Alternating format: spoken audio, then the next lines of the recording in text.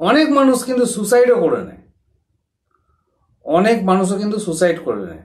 একটা কথা বলছি দাদা, ভাই, বোন, দিদিদের সবাইকে বলছি, আপনার জীবনের থেকে কিন্তু লোনটা উপরে নয়, এটা সবসময় মনে রাখবেন। আপনি যদি লোন শোধ করতে নাও পারেন না, আপনার কোনোদিন ফাঁসি হবে না।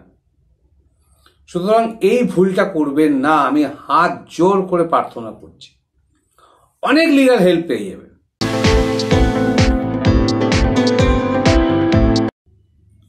নমস্কার, আজকে যে বিষয়টা আলোচনা করব সেই বিষয়টা টাইটেলটা এবং থাম্বনেলসটা আপনারা অবশ্যই দেখে নিয়েছেন।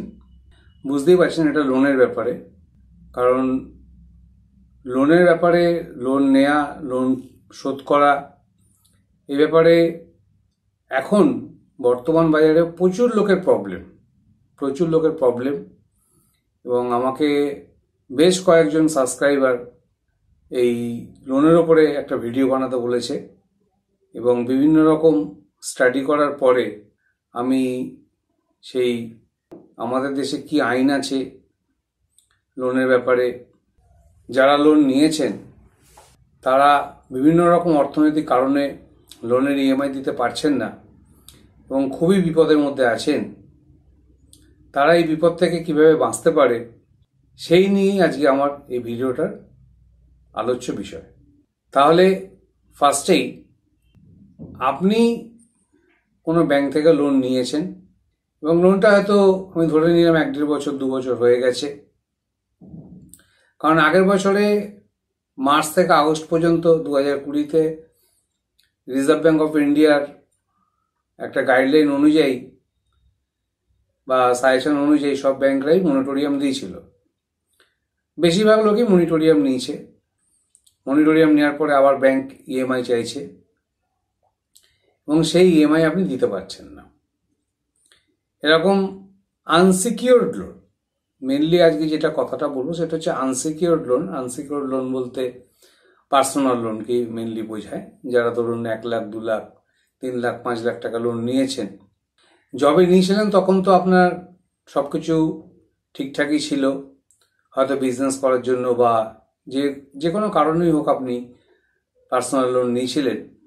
কিন্তু বর্তমান পরিস্থিতিতে দাঁড়িয়ে এখন অর্থনীতি পুরো ওয়ার্ল্ড ওয়াইড ভেঙে গেছে, এবং কেন ভেঙে গেছে, কি বৃত্তান্ত, তার অনেক রিজন আছে, সেইখানে আমি যাচ্ছি না, সেই পয়েন্টে আমি যাচ্ছি না। আমি মেন পয়েন্টে থাকছি যে দেখুন, যার অর্থনৈতিক অবস্থা ভালো তার তো ঠিক আছে, কিন্তু বেশিরভাগ মানুষেরই কিন্তু অর্থনৈতিক পরিস্থিতি খুব খারাপ হয়ে গেছে।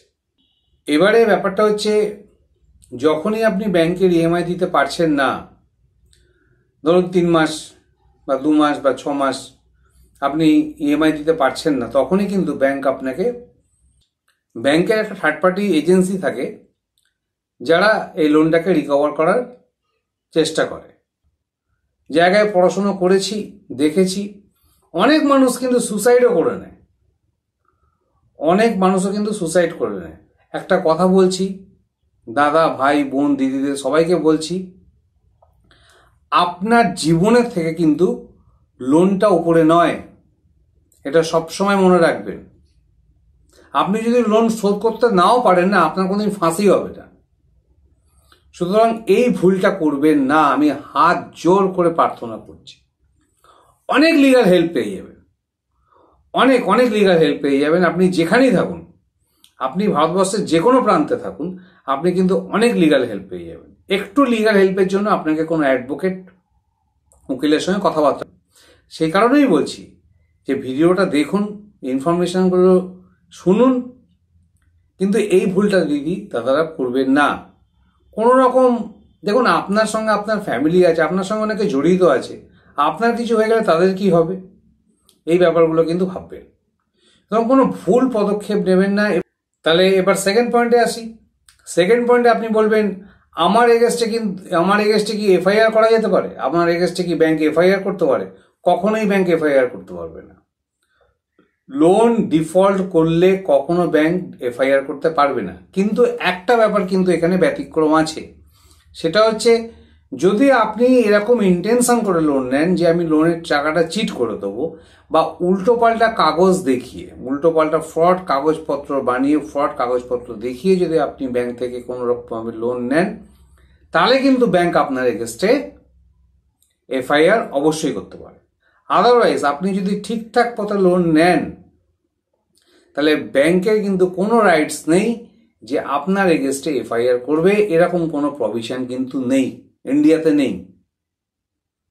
আপনারা, আমি যে কথাগুলো বলছি সেগুলো ইন্টারনেটে একটু কালচার করবেন, দেখবেন, অনেক ইনফরমেশন পেয়ে যাবেন। এবং আমিও এই সম্পর্কে ভালো ভালো লিঙ্ক আমার ডেসক্রিপশনে দিয়ে দেবো, সেগুলো একটু ফলো করে পড়ে নেবেন। ঠিক আছে?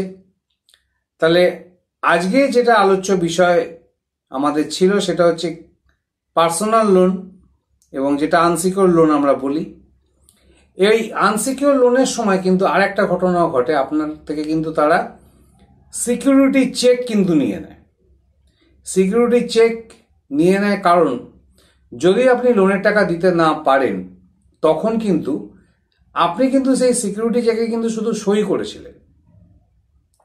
তাহলে তারা কি করবে, একটা ডেট বসিয়ে, তারা একটা অ্যামাউন্ট বসিয়ে আপনাকে নেগোশিয়েবল অ্যাক্ট 138 কেস খাওয়ানোর চেষ্টা করবে। সিকিউরিটি চেক যে আপনি জমা করেছেন এবং 138 সেকশন নেগোশিয়েবল ইনস্ট্রুমেন্ট অ্যাক্ট অনুযায়ী যে সেকশনটা আছে সেটা আপনার ওপর যাবে কিনা সেটা নিয়ে একটা ডিফারেন্ট ভিডিও তৈরি করবো, কারণ সেই টপিকটা অনেক বড় টপিক। কিন্তু আমি একটা হিন্টস দিয়ে রাখছি, সেটা নিয়েও কিন্তু আপনি বিশাল আপনার ভয় পাওয়ার কিন্তু কোনো প্রয়োজন নেই। আপনি যদি পারেন আমার আগামী ভিডিওগুলো ফলো করবেন, এই সম্পর্কে আপনি 138 NI act, negotiable instrument act সম্পর্কে আপনি জানতে পেরে যাবেন। ঠিক আছে?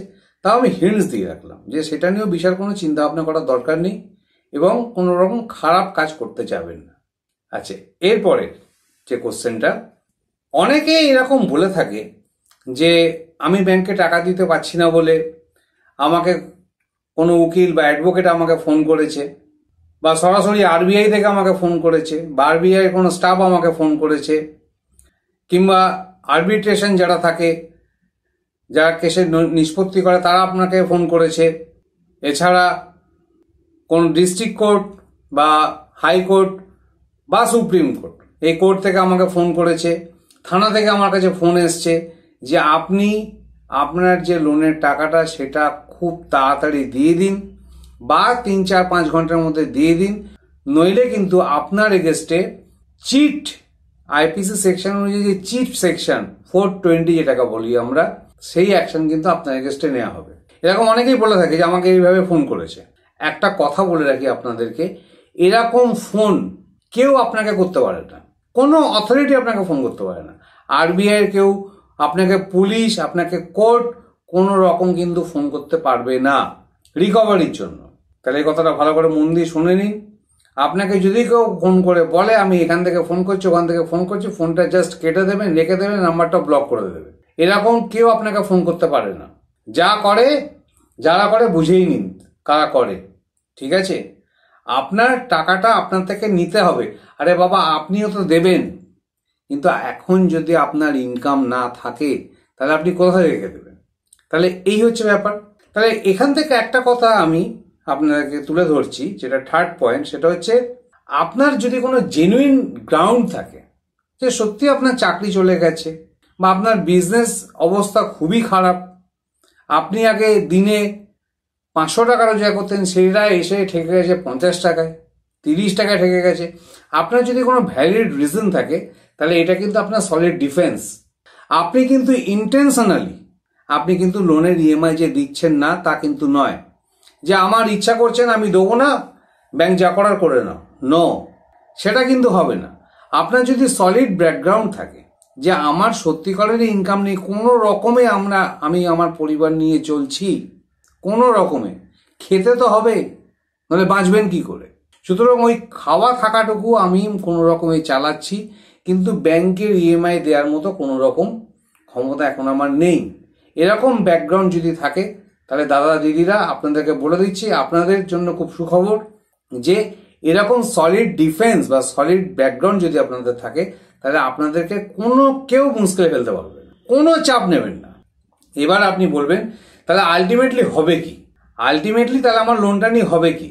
দেখুন, একটা কথা বলি, ব্যাংক যা করতে পারে সেটা হচ্ছে তারা আপনাকে লিগাল নোটিশ কোনো অ্যাডভোকেটের থেকে পাঠাতে পারে, বা লিগাল নোটিশ পেয়ে আপনি চমকে গেলেন, লিগাল নোটিশটা পেলেন না চমকে গেলেন যে আপনাকে আজকেই টাকা দিতে হবে। না রে বাবা, লিগাল নোটিশ যেদিনকে পেয়েছেন সেদিনকে আপনাকে টাকা দিতে কেউ বলছেন। আপনাকে যদি উকিল চিঠি পাঠায়, আপনিও কষ্ট করে একটা উকিল ধরবেন যারা এইসব ব্যাংকিং সেক্টরের কাজ করে থাকে। কারণ আমি আগেও বলেছি, সব উকিল সব সেকশন বা সব কিছু নিয়ে ডিল করে না। কিছু কিছু উকিল কোনো কোনো ব্যাপার নিয়ে ডিল করে, এবং তাকে একটু খুঁজে বার করবেন, তার সঙ্গে কথা বলুন। যে উকিল আপনাকে চিঠি পাঠিয়েছে, যে ব্যাংকের উকিল আপনাকে চিঠি পাঠিয়েছে, তাকে রিপ্লাই করুন, তাকে 15 দিনের মধ্যে রিপ্লাই করুন যে আমি এই কারণে দিতে পারছি না। ঠিক আছে, আপনার চিঠি যখন আসবে সেটা আপনার হোয়াটসঅ্যাপে আসতে পারে, ইমেলে আসতে পারে, কিংবা আপনাকে ভারতীয় ডাকে আসতে পারে, এবং যেটা আপনাকে সিগনেচার করে নিতে হবে। সুতরাং এই হচ্ছে ঘটনা। দেখুন, ব্যাংক যখন দেখে যে সত্যি মানুষটার প্রবলেম আছে, তখন সবাই তো খারাপ হয় না। ব্যাংক যখন নিজে এসে দেখবে না যে আপনার পরিস্থিতি সত্যি খারাপ আছে, ব্যাংক কিন্তু একটা রফায় আসবে, যেটাকে আমরা বলি সেটেলমেন্ট। ধরুন আমি মনে করছি আপনি 1 লাখ টাকা নিয়েছিলেন 2 বছর আগে। এবার 1 লাখ টাকা যখন আপনি ইএমআই দিচ্ছিলেন, ধরুন আপনি 5,000 টাকা করে ইএমআই দিচ্ছেন, তার সঙ্গে প্রিন্সিপালও আছে, ইন্টারেস্টও আছে। এবার ব্যাপারটা কি হয়, আপনি যদি কোনোদিন আপনাকে ব্যাংক যেটা কাগজটা দিয়েছিল আপনি কিভাবে ইএমআই দেবেন, সেখানে দেখবেন তারা কিন্তু প্রথমে বেশি ইন্টারেস্ট নেয়, কম প্রিন্সিপাল নেয়, এবং যত আস্তে আস্তে সোজের দিকে আসতে থাকে তখনই কিন্তু প্রিন্সিপাল বেশি হয়ে যায়, ইন্টারেস্ট কম হয়ে যায়। তাহলে আপনি 1 বছর 1.5 বছর ইএমআই দিয়েছেন, তারপরে আর দিতে পারছেন না, তাহলে সুতরাং কিছু প্রিন্সিপাল আপনি দিয়ে দিয়েছেন, আরও অনেক প্রিন্সিপাল আপনার বাকি আছে। ঠিক আছে, এছাড়া আপনি তো ইন্টারেস্ট তো পেমেন্ট করেছেন। তো ব্যাংকেরও একটা সিস্টেম থাকে, তারা হয়তো আপনার যদি 60,000 টাকা বা 70,000 টাকা বাকি থাকে, এটা আমি 1 লাখ টাকার বলছি, কিন্তু সেটা আপনার 2 লাখ 3 লাখ 5 লাখও হতে পারে। ঠিক আছে, সেটা আপনারা ক্যালকুলেশন করে নেবেন। ব্যাংকও চায় যে একটা রফায় আসতে, কেসটাকে সেটেল করে দিতে। আপনাকে 1 লাখ টাকা যদি থাকে 80, 70, 60, এরকম দেখা গেছে 50-এও তারা সেটেলমেন্টে কিন্তু রাজি থাকে। সেটেলমেন্ট করে নিলে কি হয়, আপনার কোনো রকম আর ঝামেলা থাকবে না, আপনাকে আর ইএমআই দিতে হবে না, আপনার কেস শেষ। এবার আপনি বলবেন যে দাদা আপনি তো জ্ঞান দিয়ে দিলেন সেটেলমেন্ট করে নাও। সেটেলমেন্টের টাকাটা কোথায় পাবো, সেটা তো চিন্তার ব্যাপার। ঘর বাড়ি বেচে দেবো সেটেলমেন্টের জন্য? তা করতে হবে না। আপনাকে প্রথমে উকিল চিঠি পাঠাবে, আপনিও আপনার উকিল ধরে তাকে রিপ্লাই করে দিলেন। রিপ্লাই করার পরে ব্যাংক আপনার সঙ্গে আবার যোগাযোগ করবে, বা নাও করতে পারে। আপনার রিপ্লাই পাওয়ার পরে ব্যাংকের যে উকিল থাকবে, সেখান থেকে তারা কোর্টেতে আপনার এগেনস্টে একটা কেস করে দেবে। এবার কেসটা কি হবে, আমি আপনাকে প্রথমে বলে দিচ্ছি, আপনি ক্রিমিনাল নন, সুতরাং এখানে ক্রিমিনালের কোনো ব্যাপার নেই। সিভিল কোর্টে কেস করবে, সিভিল কোর্ট, মাইন্ড করবেন কিন্তু কথাটা, সিভিল কেস হবে এটা। সিভিল কোর্টে কেস করবে, সেখানে কিন্তু আপনিও ডিফেন্স রাখতে পারেন। ডিফেন্স মানে আপনার যে উকিল আছে সেও কিন্তু মহামান্য আদালতকে, ব্যাংক তার প্রবলেম বলবে যে আমি এতদিন ধরে ইএমআই পাচ্ছি না, আমাকে টাকা দিচ্ছেন না, কিন্তু কেন টাকা দিচ্ছেন না সেটা আপনি আপনার উকিলকে জানাবেন, আপনার উকিল আপনার হয়ে মহামান্য আদালতকে জানাবে যে কেন আপনি দিতে পারছেন না। এইভাবে কেস কিন্তু চলবে, যে আপনাকে যখনই আপনি কোর্টে গেলেন, কোর্টের ম্যাজিস্ট্রেট বলবে আপনি এক্ষুনি ইনস্ট্যান্ট টাকা পয়সা দিয়ে দিন, আপনাকে এখনই দিতে হবে, আর আপনি পাবেন কোথায়? ঠিক আছে, কথাটা খেয়াল করুন যে আপনি টাকাটা পাবেন কোথায়। আপনাকে তো একটা টাইম দিতে হবে, একটা টাইম পিরিয়ড দিতে হবে। তাহলে এখানে তখন দুটো কাজ হতে পারে, সেটা হচ্ছে ব্যাংক আপনার যা প্রিন্সিপাল বাকি আছে সেটা রিস্ট্রাকচার করে দিতে পারে। ধরুন আপনি আগে 5,000 টাকা দিচ্ছিলেন বা 20,000 টাকা দিচ্ছিলেন, 20,000 টাকায় যদি আপনার ইএমআইটা 9,000 টাকা বা 8,000 টাকা আসে, আপনি দিতে পারবেন। 5,000 টাকা যাদের ইএমআই ছিল, তাদের যদি ইএমআইটা 2-2.5 হাজারে চলে আসে, তাহলে তার কোনো রকম ইএমআইটা দিতে পারবে।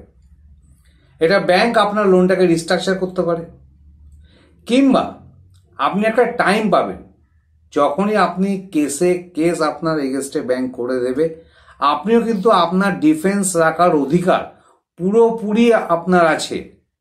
সুতরাং ভয় পাবেন না। যত রকম আইনি ব্যাপার আছে আমি আপনাকে বলে দিচ্ছি, ভয় পাবেন না, কোনো রকম খারাপ স্টেপ নেবেন না, রুখে দাঁড়ান, একটু সোজা হন, একটু সাহস তো মনে রাখতেই হবে।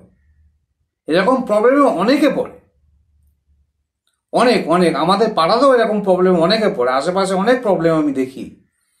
কিন্তু আপনাকে একটা রফায় আসতে হবে, নয় ব্যাংক রফা করবে, নয় কোর্ট রফা করবে।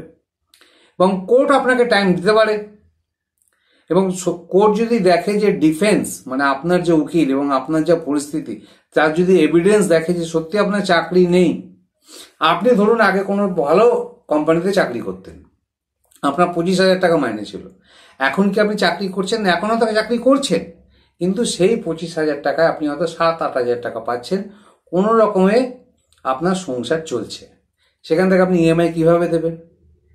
তাহলে এখানে আপনার ডিফেন্সটা তৈরি হচ্ছে। দেখুন, কোর্টে যাব না, আপনার চিঠি আসতো আপনি রিপ্লাই করবেন না, এই জিনিসগুলো যদি না করেন না, তাহলে কিন্তু আপনার ডিফেন্সটা কি হচ্ছে, উইক হয়ে যাচ্ছে। তখন কিন্তু আপনার উপর তাড়াতাড়ি ব্যাংক অ্যাকশন নিতে পারবে, আপনার কেসটা উইক হয়ে যাচ্ছে। আপনি রিপ্লাই অবশ্যই দেবেন, কোর্টের চিঠি যদি আপনার কাছে আসে অবশ্যই কোর্টে হাজির হবেন উইথ আপনার অ্যাডভোকেটকে নিয়ে, উকিলকে নিয়ে হাজির হবেন, যে আপনার ডিফেন্স হিসেবে কাজ করবে। আপনার যা বলার আছে আপনিও বলবেন, আপনার ডিফেন্সও বলবে, তারপর মহামান্য আদালত কোনো সিদ্ধান্ত নিশ্চয়ই নেবে। কিন্তু আপনাকে জেলে ভরে দিতে পারেন, যে আপনি ব্যাংকের ইএমআই দিচ্ছেন না বলে আপনাকে জেল করে দিল, এসব কিছু হবে না। জেলও হবে না, ফাঁসির কথা তো ছেড়েই দিন, আপনি কোনো রেপও করেননি, কাউকে মার্ডারও করেননি, কারণ এসব নিয়ে ভাববেন না, এত চাপ নেবেন না মাথায় যে আপনাকে কিছু করে ফেলতে হবে। আপনার জীবনের দাম কিন্তু আপনার ওই ছোট্ট লোনের থেকে অনেক অনেক বেশি। আপনি ওরকম 10খানা লোন ভবিষ্যতে বুঝিয়ে নিতে পারবেন। এখন তো অবস্থা খারাপ, অবস্থা ঠিক তো একদিন হবে। সুতরাং এইভাবে যখন কেস চলবে, আপনি একটা হাতে টাইমও পেয়ে যাবেন, তখন আপনি কিছু কিছু করে টাকা ম্যানেজ করে সেটেলমেন্টের দিকে এগোতে থাকুন। কেস চলছে কিন্তু আপনি টাকাও জোগাড় করছেন যেভাবে হোক, আত্মীয় পরিজনের থেকে একটু হেল্প টেল্প চেয়ে, ঠিক আছে। সবাই তো আমাদের, অনেকে অসুবিধাও করে সুবিধাও করে, সব মানুষ তো সমান হয় না। আমি তো অনেক ভিডিওতে বলছি যে ভালো খারাপ নিয়ে আমাদের চলতে হয়। সুতরাং একটু কষ্ট করে টাকা ব্যবস্থা করার চেষ্টা করুন, ব্যাংকের সঙ্গে সেটেলমেন্ট করে নিন। যখনই আপনার কেস চলবে তখনই কিন্তু আপনি একটা টাইম পাবেন হাতে, তখন সেই টাইমটা কাজে লাগান। এবং সত্যিকারের যদি আপনার ডিফেন্স এবং সত্যিকারেরই যদি আপনার পরিস্থিতি খারাপ থাকে, তাহলে কিন্তু সবসময় মহামান্য আদালত কিন্তু আপনার পক্ষেই রায় দেবে। কিন্তু তারা কখনোই বলবে না যে আপনাকে লোনটা শোধ করতে হবে না বা টাকাটা আপনাকে ছেড়ে দিলাম, না, তা কখনোই হয় না। নন পারফর্মিং অ্যাসেট এটা হয়ে যাবে, এনপিএ হয়ে যাবে, সেটা কিন্তু চট করে হয় না, ঠিক আছে। সুতরাং আপনাকে টাকাটা দিতে হবে, তার জন্য আপনি নিশ্চয়ই সময় পাবেন। এবং ওই যে আপনার বাড়িতে এসে যারা অনেক জবরদস্তি করে, চেল্লামিল্লি করে, খরচ কি করে, তাদের ইন্টেনশন কি থাকে, যে আপনাকে লোকের কাছে, আপনাকে পাড়া প্রতিবেশীর কাছে ছোট করবে, যে দেখো ভাই টাকা পয়সা নিয়েছে আর দিচ্ছে না, চিট করে নিয়েছে, আপনার প্রেস্টিজ ম্যাটার ইস্যু করে দেবে। এই হচ্ছে ঘটনা। তারা এমন চেল্লামিল্লি করবে, 2জন 3জন, একজনও আসতে পারে, এসে বলবে আপনার তো পাড়াতে খুব রেপুটেশন, আপনার রেপুটেশন কিন্তু থাকবে না, এরকম অনেক রকম কথাবার্তা তারা বলে। তাদের কথায় ঘাবড়াবেন না, তাদের কথা ছেড়ে দিন। তারা থার্ড পার্টি এজেন্ট থেকে আপনার কাছ থেকে টাকা উদ্ধার করতে আসছে, তাদের কথা ছেড়ে দিন। আপনাকে যখন ব্যাংকের উকিল যখন আপনাকে চিঠি পাঠাবে, তখন আপনি অ্যাকশন নেবেন। দেখুন, একটা কথা আছে, সেটা হচ্ছে I will see you in court. কথাটা মানে জানেন তো? চলো কোর্টে দিয়ে তাহলে দেখা হবে। এই হচ্ছে ঘটনা। কোর্টেতে আপনার সত্যি করে যদি প্রবলেম থাকে, ডিফেন্স থাকে, আপনার যদি সত্যি করে প্রবলেম থাকে আপনি বলুন না, আপনার ডিফেন্স রাখুন না, দেখুন না কোর্ট কি রায় দেয়।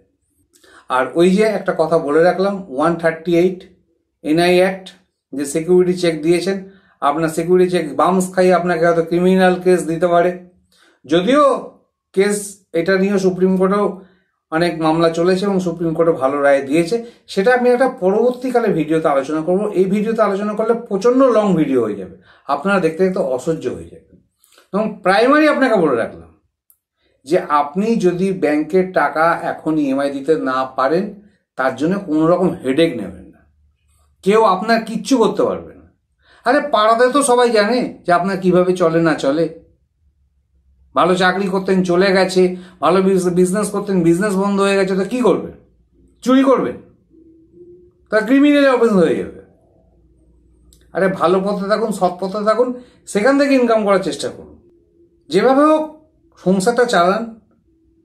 আমাদের দেশে আইন আদালত সব আছে, ঠিক আছে? সুতরাং একদম ভয় পাবেন না। আর আমি যে বললাম, হাত জোর করে রিকোয়েস্ট করে ওই কাজটি যেন একদম করবেন না। বার করে দিচ্ছি। আমাকে কিন্তু বেশ কয়েকজন সাবস্ক্রাইবার বলেছে যে স্যার বা পলাশদা বলে অনেকে লিখেছে যে আপনি এই সম্পর্কে একটা ভিডিও বানান, আমরা সত্যি তাহলে খুব উপকৃত হব। তাই ভিডিও বানিয়ে দিলাম। তাহলে এখানে দুটো ম্যাটার এখনো পেন্ডিং থাকলো, একটা হচ্ছে এনআই অ্যাক্ট 138 যেটা সিকিউরিটি চেক দিয়েছেন, সেটার ভিডিও পরবর্তীকালে আসতে চলেছে। আর একটা হচ্ছে যদি সিকিউর লোন নিয়ে থাকেন, যদি কোনো মর্টগেজ লোন নিয়ে থাকেন, সেখানে কি ঘটনা ঘটবে সেই নিয়েও আমি এই পরপরই সিরিয়াল করব। এরপর এই ভিডিওটা যে বানালাম, এর পরের দুটো ভিডিও আমি এই সংক্রান্তের উপরেই বানাবো, মানে চ্যাপ্টারটা ক্লোজ করতে হবে। এরকম ঝামেলা তো সবসময় মানুষকে রাখা যায় না। সুতরাং সবাইকে বলছি, আমার সাবস্ক্রাইবারদের, যারা সাবস্ক্রাইব করবেনি নো প্রবলেম, সাবস্ক্রাইব করো, তাহলে নোটিফিকেশনগুলো পাবে। এগুলো দামি দামি ভিডিও, ভ্যালুয়েবল ইনফরমেশন দিচ্ছি আমি তোমাদের সুবিধার জন্য, ইনফরমেশন দিচ্ছি। আমি বারবার বলি যে ওই সাবস্ক্রাইব করো, লাইক করো, হ্যান করো, ত্যান করো, ওসব তোমার মর্জি, করবে কি করবে না।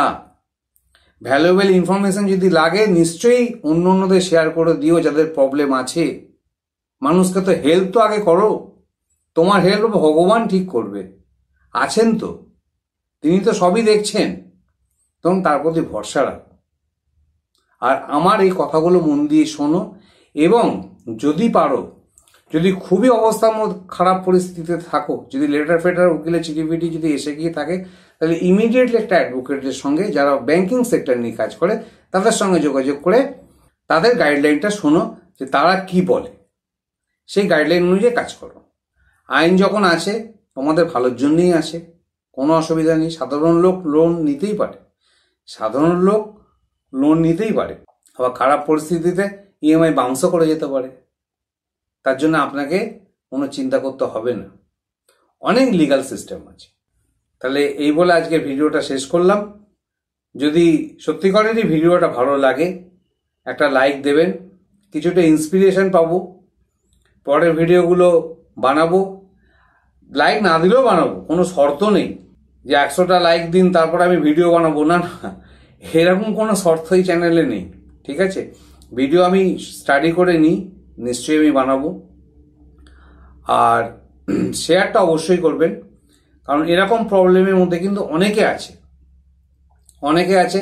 আর সাবস্ক্রাইবটা মনে করে রাখবেন, বেল নোটিফিকেশন অন করে রাখবেন, কারণ আমার যে ভিডিওগুলো আছে না, যদি সাবস্ক্রাইব করে না রাখেন, বেল নোটিফিকেশনটা অন করে না রাখেন, তাহলে ইউটিউব আপনাকে কিন্তু নোটিফিকেশনটা পাঠাতে পারবে না তাদের অটোমেটেড সিস্টেমের দ্বারা, ঠিক আছে? তাহলে এই বলে শেষ করলাম। ভালো থাকুন, বেঁচে থাকুন। জীবনটা যদি না থাকে তা করবেনটা কি? আর আপনি এটা ভাববেন না যে আমি চলে গেলে আমার পরিবারকে আর লোন শোধ করতে হবে না, না, তাদের ঘাড়েতেও চাপ আসবে। সুতরাং পরিবারকে শান্ত রাখুন, নিজেও শান্ত থাকুন, আমার কথা শুনুন, অ্যাডভোকেটের সঙ্গে যোগাযোগ করুন, রাস্তা ঠিক আছে। There is will, there is a way, এই কথাটা মনে রাখবেন, এই কথাটা কখনো ভুলে যাবেন না। উপায় তো নিশ্চয়ই আছে, সেটাকে খুঁজে বার করতে হবে। আর এই যে ব্যাংকের লোকগুলো আসে না, ফালতু অনেক উল্টো পাল্টা টাকা দিতে হবে, নাহলে ঘর থেকে যাব না, আপনি পুলিশকে বলে দেবেন যে আমার ঘরেতে এসে এইরকম করছে দেখুন। আপনি লোকাল পুলিশের লোকাল থানার ফোন নাম্বার রেখে দেবেন, ফোন করে বলে দেবেন, দেখুন ওরা কিছু করে কিনা। নিশ্চয়ই করবে, কেন করবে না? তারা তো লিগাল অফেন্স করছে। তারা ভালোভাবে এসে আস্তে আস্তে ঘরে এসে কথা বলতে পারে। আপনার দেওয়ার মতো পরিস্থিতি না থাকলে তারা যদি বুঝতে পারে, তারা নিশ্চয়ই গিয়ে রিপোর্ট করবে। কিন্তু আপনাকে আপনার লোন নিয়ে অপমান করার অধিকার কিন্তু কারণ নেই। আরে ক্রিমিনালই তো না আপনি, আপনাকে কে কি করবে? তাহলে নিশ্চয়ই কথাগুলো বুঝতে পেরেছেন। নিশ্চিন্তে থাকুন। চিন্তা করতে করতে রোগ বাড়বে, আরও অসুবিধায় পড়ে যাবে। নিশ্চিন্তে থাকুন এবং আইনের পথ ধরুন, আইনের জিনিসগুলো জানুন, একটা উপায় ঠিক বেরোবে। তাহলে আজকে আসি, আশা করি ভিডিওটা নিশ্চয়ই ভালো লাগবে। ওকে, টাটা, বাই বাই। আবার নেক্সট ভিডিওতে দেখা হচ্ছে। এই সম্বন্ধে ভিডিও আমি আরও 2খানা বানাচ্ছি। ঠিক আছে, থ্যাংক ইউ।